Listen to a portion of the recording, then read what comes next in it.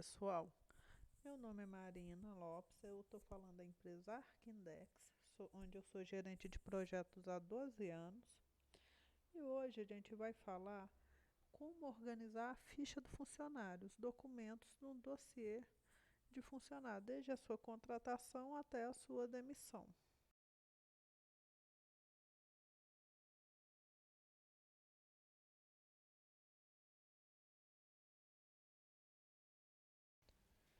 Sou responsável pela parte de projetos e implementação. E o meu currículo fica disponível nesse slide aqui, se vocês quiserem consultar depois.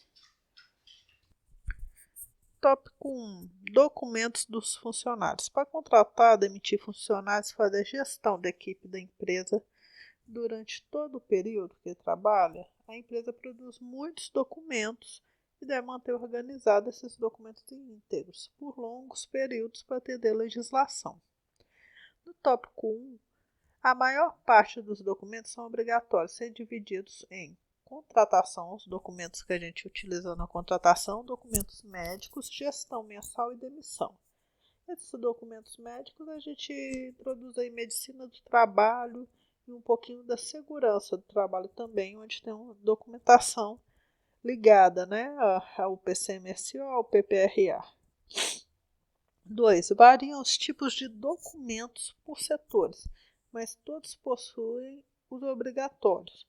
Então, dependendo do setor da empresa, vai variar o tipo de documentação, mas todos possuem aqueles mínimos obrigatórios, que é os contratos de trabalho, alteração de função, recibos e documentos demissionais.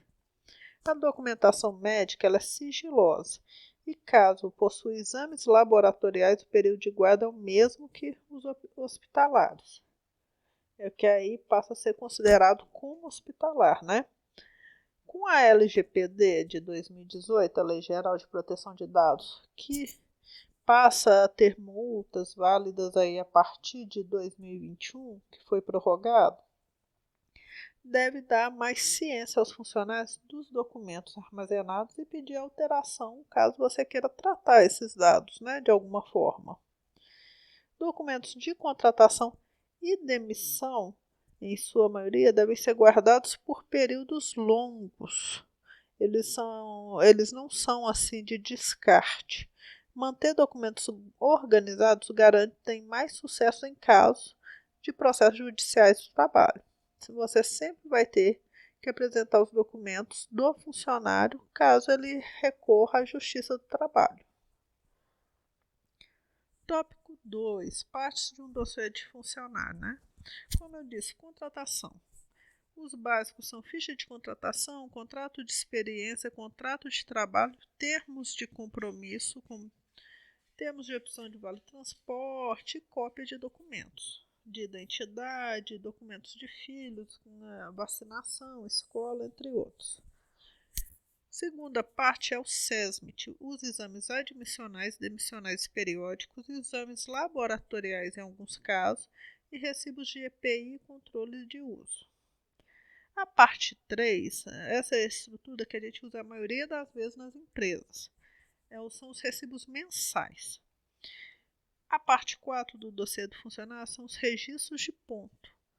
A parte 5 é quando o funcionário é demitido, é todo fechamento, o TRCT, que é o termo rescisório do contrato de trabalho, guias rescisórias e a chave do FGTS, comprovando que você entregou esse documento ao funcionário.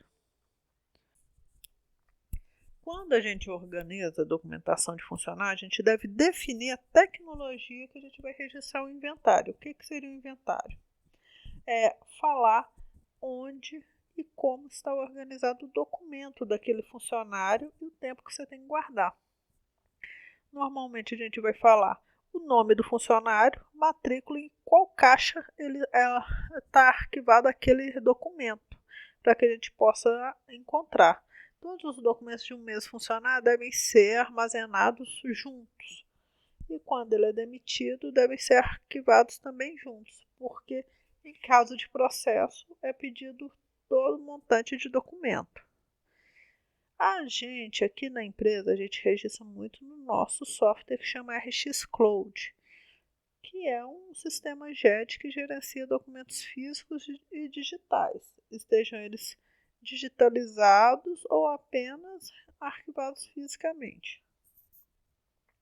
No tópico 4, a gente vai aprender a range geral dos documentos dentro do dossiê. A forma mais comum de se organizar é por assuntos e etapas do funcionário dentro da empresa, que é isso que eu disse, documentos de contratação e documentos de demissão.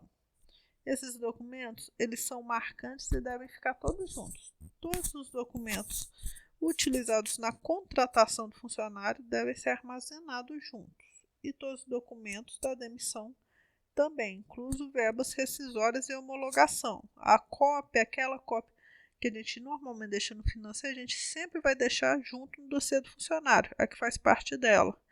Porque é muito difícil você buscar no sistema de registro, toda vez que for acionada a justiça, um documento daquele funcionário naquele período específico. Porque se você deixa com recibos depois de 5 anos, a gente já manda para o permanente quando a gente já não descartou. Se você deixa junto com a documentação do funcionário, você já sabe que não pode descartar aquele documento por um período menor. Dentro da caixa, esses documentos de contratação e demissão, eles devem estar separados em sacos plásticos. Esse é o ideal. Está lá o dossiê do funcionário, que está no envelope, e lá dentro está a parte de contratação e a parte demissional. E destacando esses documentos com uma etiqueta externa. Depois vem o arranjo geral. O contratação e demissão é só manter junto a documentação. Aí vem os seguintes, que são de manutenção do funcionário dentro da empresa, que é o SESMIT, os recibos mensais e os registros de ponto. Cada um desse grupo deve estar separado fisicamente, ou o saco plástico, todos os recibos, todos os registros de pontos e tudo que se diz respeito ao SESMIT. E vai sendo colocado em ordem mensalmente cronológica. Então, o registro de ponto. Todo mês a gente coloca o último ponto na frente, no envelope, para a gente ficar com ele visual, não precisar retirar. Se precisar de uma consulta, ele fica na parte da frente. E os documentos SESMIT, recibos mensais também, sempre na frente, para a gente visualizar que ele foi assinado, que está tudo ok em dia, a gente vê a data, por exemplo, SESMIT do último exame, sempre quando a gente tiver com dúvida, chegou a hora daquele funcionário refazer o exame periódico, a gente vai lá no envelope e puxa o envelope que diz, o saco plástico que diz respeito à parte de SESMIT, e olha lá, o último exame está lá na frente, olha a data. Tempo de guarda dos documentos. Como falado na live anterior, a gente tem que consultar juridicamente as leis que determinam essa guarda. Mas sempre lembrando que é a data da criação do documento e para algumas datas de demissão e para alguns documentos a data de demissão do funcionário. A gente deve consultar. E a parte da demissão do funcionário, a gente tem um tempo de guarda diferente, podendo ou não ser descartado. Para documentos do funcionário, a gente fala o período. Enquanto ele está trabalhando, ele tem 2 anos, né? Ele tem 5 anos para poder fazer qualquer reclamação de dívidas, né? Então, o funcionário foi demitido, a gente conta 5 anos. Por via de regra, o funcionário só pode entrar na justiça em até 2 anos, mas como dívidas financeiras podem correr até por 5 anos, a gente vai usar esse prazo. Documentos como contrato do funcionário, contrato de trabalho, transferências, esses têm guarda permanente, transferência de função, porque eles assessoram a parte de INSS, a aposentadoria do funcionário. E devem ser mantidos íntegros para essa consulta por parte aí do Ministério do Trabalho.